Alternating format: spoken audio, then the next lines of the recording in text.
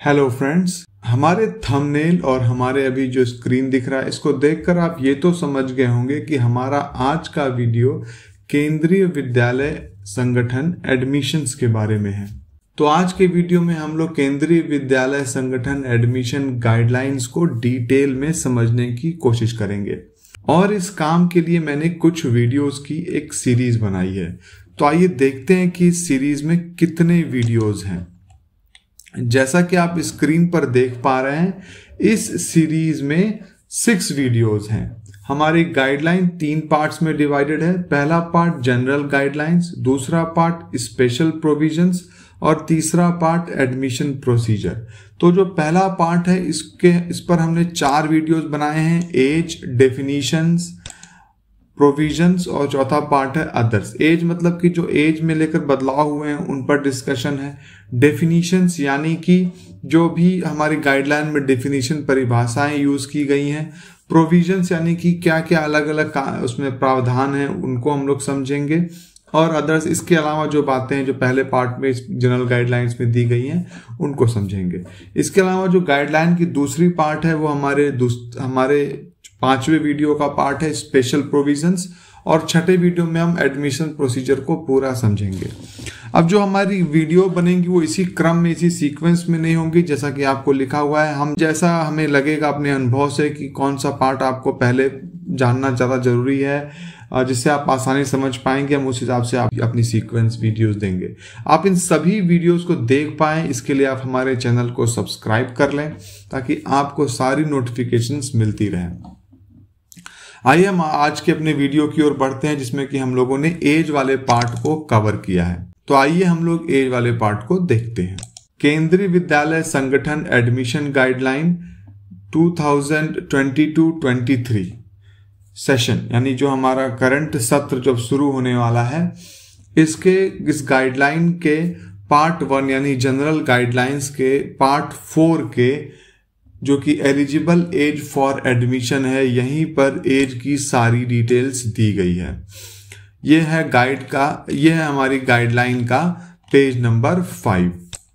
तो इसमें हम क्या क्या गाइडलाइन में डिटेल्स दी गई इसको आइए वर्ड बाय वर्ड पढ़ते हैं। A child must be 6 years old as on 31st March in the academic year in which admission is sought for class 1। एक बच्चा 6 वर्ष का होना चाहिए 31 मार्च को। ठीक है, तो 31 मार्च को कोई बच्चा 6 वर्ष का होना चाहिए। तो जैसा कि आप जानते हैं कि हम जो भी केंद्रीय विद्यालय में एडमिशन होता है उसके एज का कैलकुलेशन 31 मार्च से किया जाता है और इसमें राउंडिंग ऑफ की कोई प्रक्रिया नहीं होती है। यानी कि अगर आपके बच्चे के 5.5 साल है या 5.5 साल कुछ दिन, 5.5 या कुछ महीने, 5.5 साल कुछ महीने हैं तो उसे राउंड ऑफ करके 6 साल मान लिया जाएगा, ऐसा कोई प्रोसेस नहीं होता है। एज का कैलकुलेशन एग्जैक्ट 31 मार्च के अनुसार होता है। 31 मार्च तक आपके बच्चे की 6 वर्ष की उम्र पूरी हो जानी चाहिए। In the academic year in which admission is sought for class 1। तो अगर हम एक क्लास 1 के हिसाब से देखते हैं, बाकी सारे क्लासेस के हिसाब से भी 31 मार्च को ही लिया जाता है।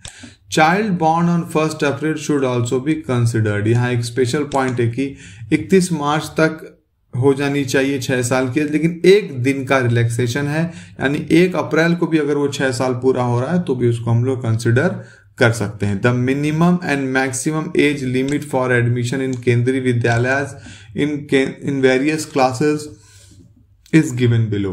तो ये जो अब आगे जो है अलग अलग क्लासेस में जो मिनिमम एज लिमिट है, कम से कम कितने साल और अधिकतम कितने साल होने चाहिए। Child born on 1 April should also be considered. ठीक है, तो आइए मिनिमम और मैक्सिमम एज देख लें। क्लास 1 के लिए है 6 ईयर, यहाँ स्टार लगा हुआ है, स्टार को भी हम समझेंगे भी।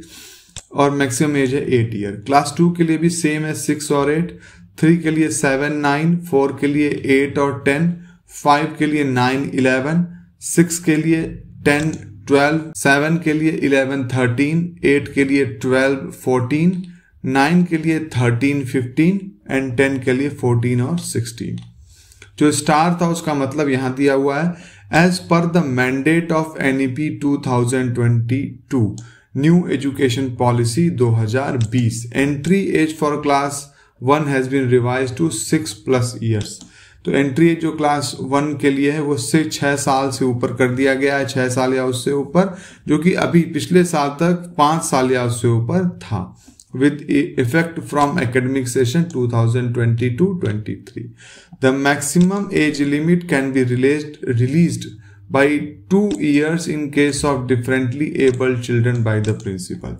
तो जो मैक्सिमम एज लिमिट है वो लगभग 2 सालों तक